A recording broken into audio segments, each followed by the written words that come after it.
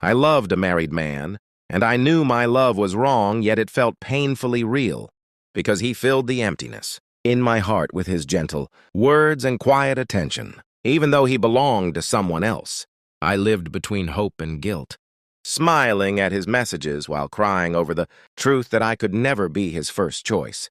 And every time he said he cared, my heart believed more than it should have, until I finally understood that loving him meant losing myself, because he would always return to his wife while I was left alone with unanswered prayers, teaching me that some loves come into our lives only to show us the price of loving the wrong person and the strength it takes to let go. The night I finally admitted it to myself, I realized I had loved a married man for far longer than I was willing to confess.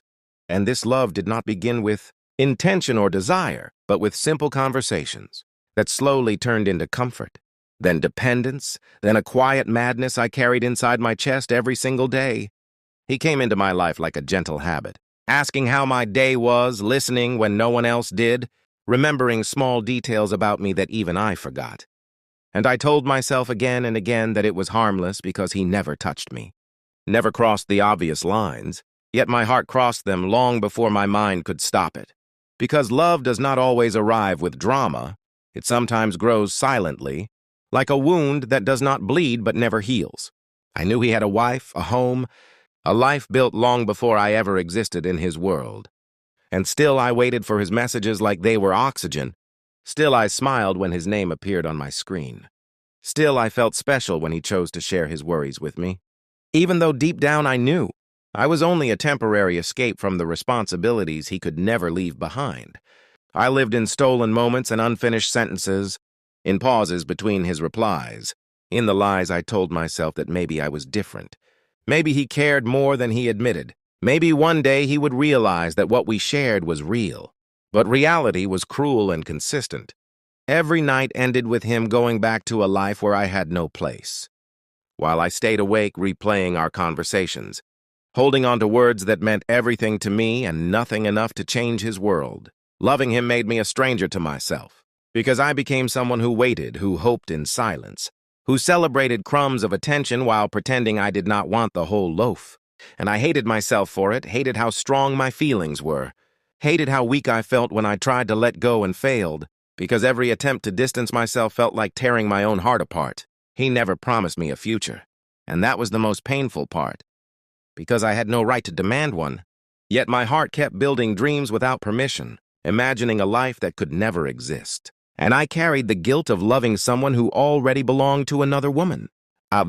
Yet my heart kept building dreams without permission, imagining a life that could never exist. And I carried the guilt of loving someone who already belonged to another woman, a woman I had never met but respected enough to know I was wrong.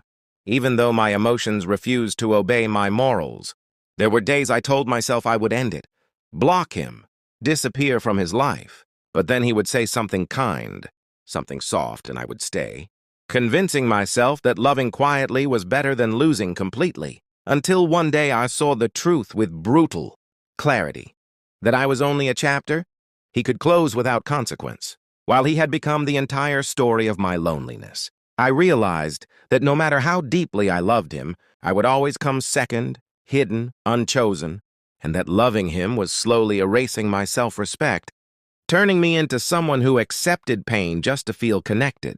And that realization broke me in ways I cannot fully explain. Letting go was not dramatic. There was no final goodbye, no confession, no closure, just a slow withdrawal. Unanswered messages, shorter replies, and finally silence. And in that silence, I mourned not just him, but the version of myself who believed love alone was enough. I learned that loving a married man teaches you the hardest lesson of all, that love without availability is a prison, that emotional intimacy can be as destructive as physical betrayal, and that choosing yourself sometimes means walking away from someone you still love with every broken piece of your heart, carrying the scars quietly and hoping that one day they will remind you not of your weakness, but of your strength to finally let go. I thought the pain would fade once I let him go. But loving a married man leaves marks that time does not erase easily, because even after the silence, I found him in small things and songs that spoke of almost love.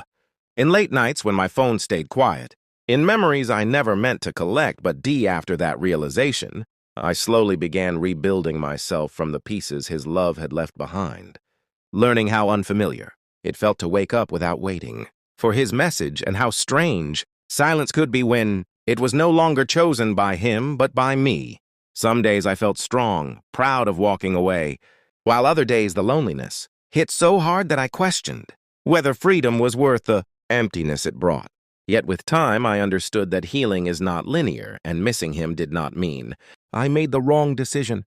It only meant my heart was human.